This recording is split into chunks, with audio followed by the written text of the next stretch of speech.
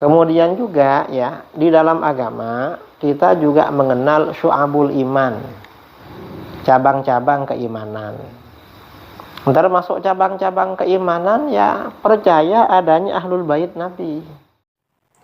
Assalamualaikum warahmatullahi wabarakatuh. Pada kesempatan yang sangat berbahagia ini kita akan memang sebuah video di mana dalam video tersebut Kiai Idrus Ramli menjelaskan apa hukumnya percaya pada nasab para habaib. Apakah termasuk ke dalam rukun iman? Adakah tidak? Lantas bagaimana penjelasan beliau? Langsung saja kita simak videonya.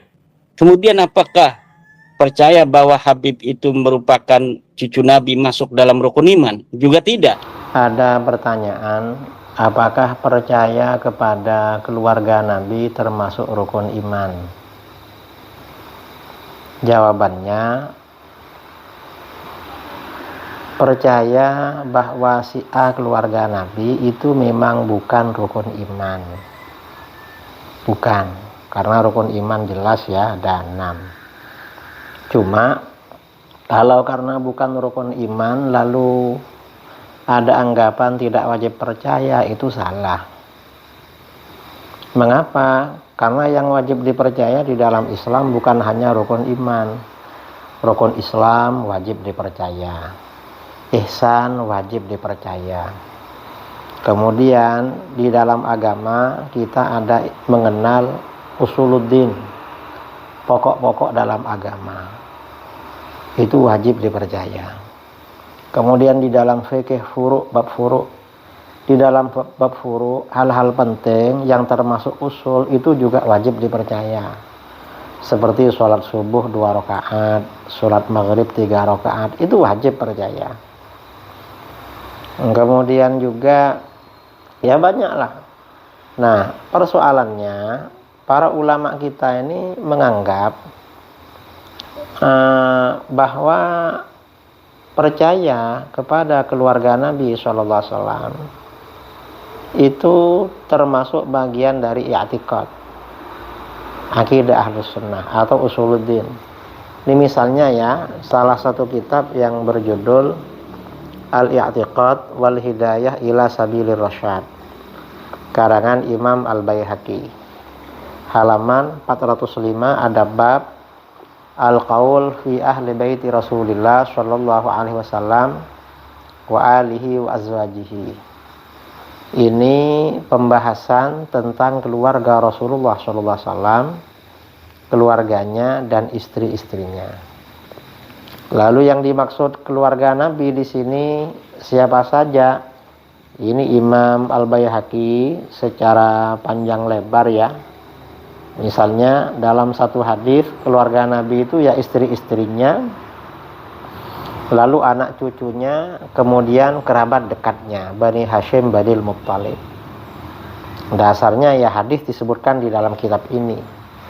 Misalnya anin Nabi SAW qala man sarrahu ayyaktala bil mikyalil awfa idza shalla alaina ahlal bait falyaqul.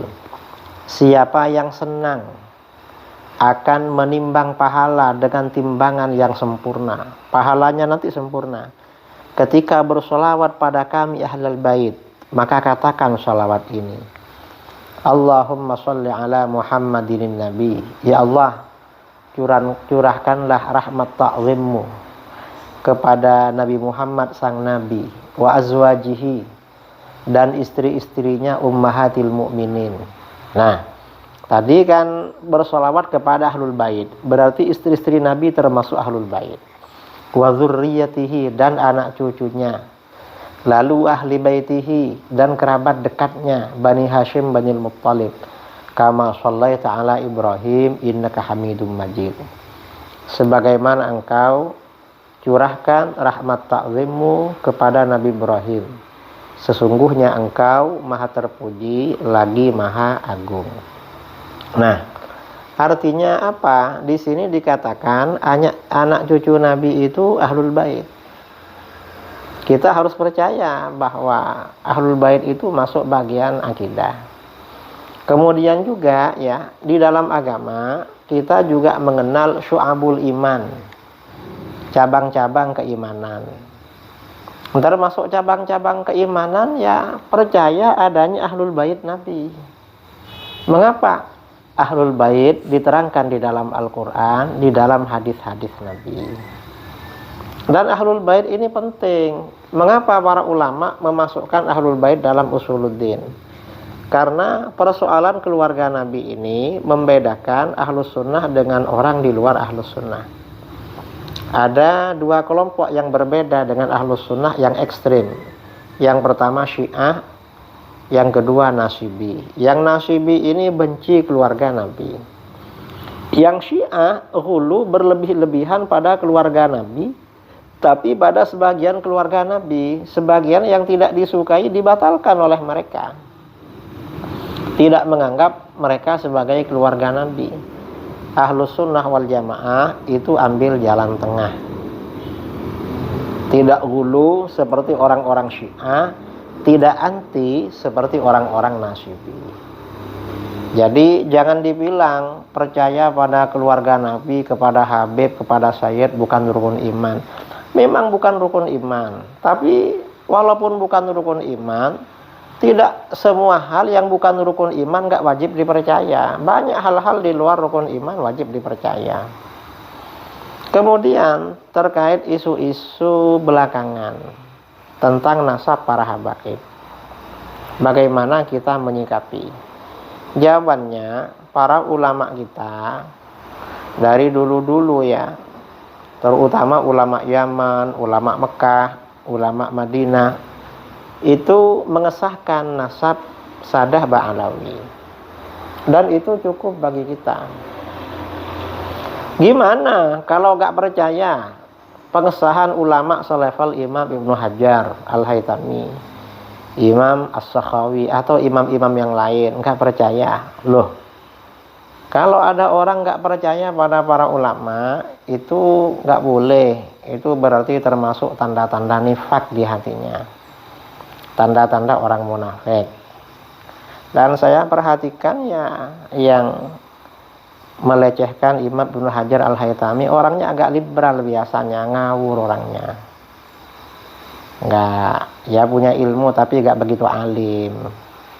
Kalau saya perhatikan itu, yang terang-terangan melecehkan Imam Ibnu Hajar Al-Haytami karena mengesahkan nasab Sadah Ba'alawi. Kok segitunya, wong dia bukan apa-apa dan bukan siapa-siapa. Imam Ibnu Hajar sudah hampir 500 tahun namanya terus berkibar. Anda yang kontra Imam Ibnu Hajar mungkin belum mati sudah dilupakan oleh orang, apalagi setelah mati. Hati-hati seperti itu. Tidak pro kepada para ulama, ya, menolak pernyataan para ulama itu termasuk tanda-tanda nifak, sifat-sifat orang munafik. Yang munafik itu tidak harus kafir, karena munafik itu ada yang kharij anil millah, ada yang munafik amali, ada yang seperti itu. Jadi ini ya, saya kira menanggapi masalah isu-isu yang mengatakan percaya kepada Habib bukan rukun iman. Jangan gitu kalau ngomong. Walaupun bukan rukun iman, percaya ada konsekuensi, tidak percaya ada konsekuensi juga. Ini urusan agama. Dan nasab itu masuk dalam ranah furu'. Dan di dalam ranah furu' itu cukup dengan dalil zanni. Pokoknya secara zon ini nasab, ya sudah diakui nasab, gak boleh dibatalkan. Gak usah ngiyel, bukan rukun iman. Saya kira ini ya, mudah-mudahan bermanfaat. Assalamualaikum warahmatullahi wabarakatuh. Nah, sahabatku yang dimuliakan oleh Allah Subhanahu wa Ta'ala, mungkin cukup sekian videonya. Semoga bermanfaat dan berkah. Assalamualaikum warahmatullahi wabarakatuh.